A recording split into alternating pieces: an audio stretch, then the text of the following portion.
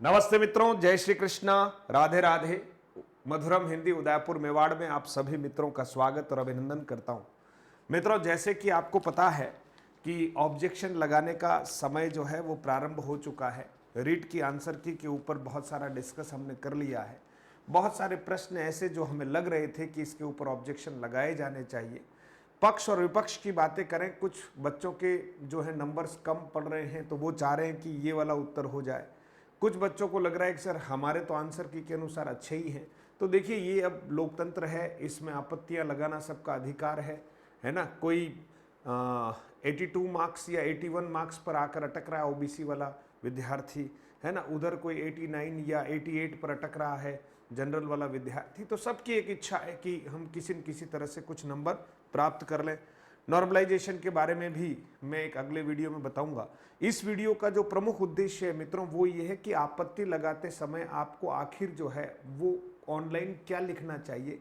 एक प्रश्न लेकर आया हूं, उस पर आपत्ति कैसे लगाते हैं उसको उदाहरण सहित आपको बताने का प्रयास किया है। और जितने प्रश्नों को बताया था पिछले वीडियो में, उन सब के प्रूफ लगभग मैंने ग्रुप में शेयर कर दिए हैं। वो कुछ के पक्ष में हो सकते हैं, कुछ के विपक्ष में हो सकते हैं। जैसे आपको लगे वैसे आप उसका उपयोग कीजिएगा। एक प्रयोगशाला वाला जो प्रश्न है, पूर्वाग्रह और विज्ञान वाले प्रश्न का मैंने डाल दिया है ग्रुप में, ठीक है। निश्चित तौर पर ये प्रश्न डिलीट होने योग्य है, क्योंकि पूर्व भी अपने आप में एक उपसर्ग माना गया है और आ भी अपने आप में एक उपसर्ग माना गया है, ठीक है। तो ये डिलीट हो सकता है बिल्कुल। और एक व्याकरण भाषा प्रयोगशाला वाला प्रश्न है, उस पर मुझे अभी कोई मिला नहीं है। प्रूफ मिलते ही मैं ज़रूर शेयर करूंगा। टेलीग्राम एक माध्यम है जिससे अगर आप जुड़ जाएं मित्रों, हमारे टेलीग्राम का नाम मधुरम हिंदी है, आप उसमें जुड़ेंगे तो आपको ज़रूर ये सारी चीज़ें मिलेगी। देखिए मित्रों, आपको उदाहरण जो है पूरा, सबसे पहले तो आप जानते हैं कि आपत्ति लगाने के लिए हमें क्या सावधानियां रखनी है, वो आप थोड़ा सा समझ लें। पहले ही बताया था कि सर्वप्रथम अभ्यर्थी वेबसाइट पर जाकर, ध्यान देना, क्या करेगा, वेबसाइट पर जाकर ऑब्जेक्शन ऑन आंसर की वाले लिंक को क्लिक करेगा। क्लिक करने पर रोल नंबर एवं जन्म दिनांक की प्रविष्टि करने के पश्चात अभ्यर्थी को उसके आवेदन पत्र में अंकित मोबाइल नंबर पर एक ओटीपी प्राप्त होगा। यहां तक तो ठीक है, कोई बात नहीं, है ना। ओटीपी वेरीफाई करने के पश्चात अभ्यर्थी को उसके ऑनलाइन आवेदन में दर्ज कुछ प्रविष्टियां यथा नाम, भाषा फर्स्ट या सेकंड, विशेषज्ञता विषय आदि दर्शित होंगे। दोनों स्तर के अभ्यर्थियों को अपनी अपनी आपत्ति दर्ज करने के पूर्व परीक्षा स्तर का चयन करना होगा, जैसे L1 या L2।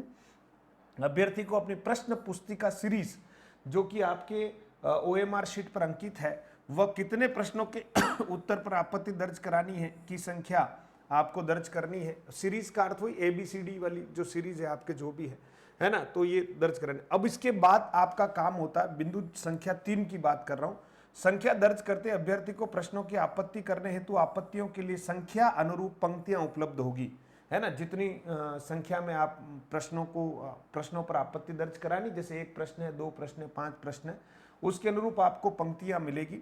अभ्यर्थियों को इन पंक्तियों में प्रश्न संख्या, ध्यान रखना कौन से प्रश्न, क्योंकि अपनी सीरीज पहले डाल दी है A, मान लीजिए, फिर प्रश्न नंबर 54 है तो 54, ठीक है। प्रामाणिक स्टैंडर्ड ऑथेंटिक पुस्तक का मुख्य प्रश्न जो PDF में डाल रखा हमने, जिसमें पुस्तक का नाम, लेखक का नाम, प्रकाशक का नाम, पुस्तक का संस्करण साफ व पढ़ने योग्य JPG फॉर्मेट में हो, और पुस्तक का वह पृष्ठ जिसमें अभ्यर्थी के मतानुसार उत्तर लिखा है और उत्तर को रेखांकित करते हुए मैं प्रश्न संख्या के JPG फॉर्मेट में अपने को अपलोड करना है। यहां तक का काम तो हो गया, जो PDF आपको टेलीग्राम में शेयर की। इसके बाद जो है, उसके पश्चात अभ्यर्थी को रीट कार्यालय द्वारा जारी की गई प्रोविजनल उत्तर तालिका का संबंधित प्रश्न का उत्तर अंकित करना होगा। यानी रीट के द्वारा, बोर्ड के द्वारा जो आंसर की जारी की गई उसमें उस प्रश्न का क्या उत्तर दे रखा वो अंकित करना होगा।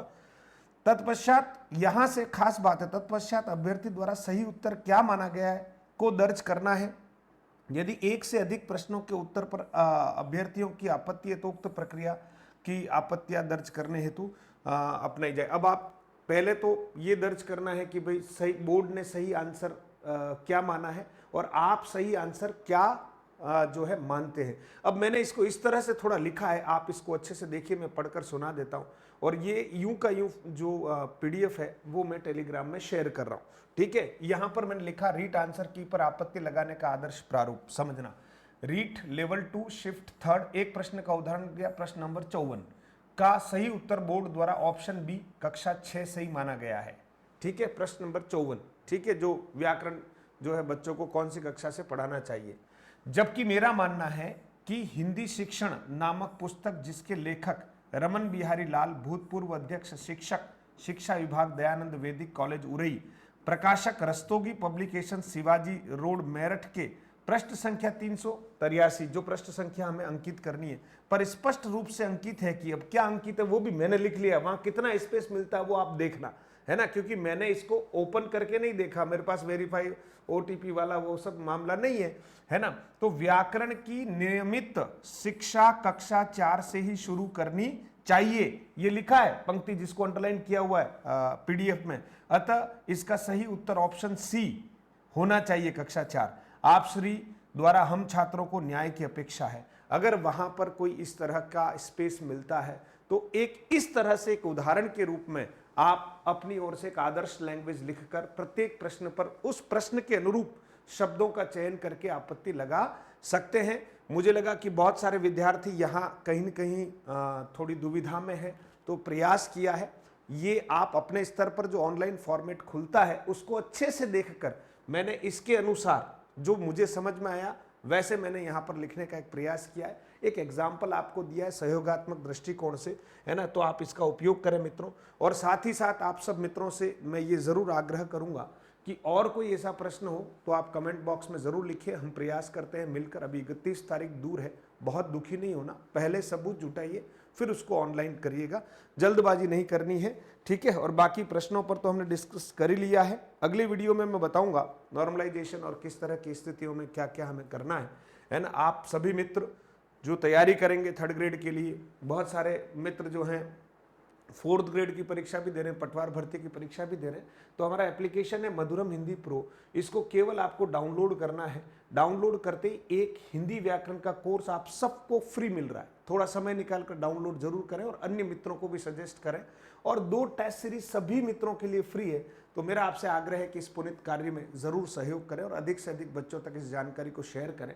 हमारे टेलीग्राम चैनल का नाम मधुरम हिंदी ही है, ध्यान देना, टेलीग्राम चैनल का नाम मधुरम हिंदी है और इस वीडियो के डिस्क्रिप्शन में सभी प्रकार के लिंक उपलब्ध हैं, वहां आप पीडीएफ भी प्राप्त कर सकते हैं। बहुत बहुत धन्यवाद मित्रों, आपसे इतना सा आग्रह है कि छात्र हित में इस वीडियो को अधिक से अधिक जरूर छात्रों तक पहुंचाएं, ताकि उनको उत्तर लिखने में या आपत्ति दर्ज कराने में जो है थोड़ा सहयोग मिलेगा। धन्यवाद। जय हिंद, जय मेवाड़।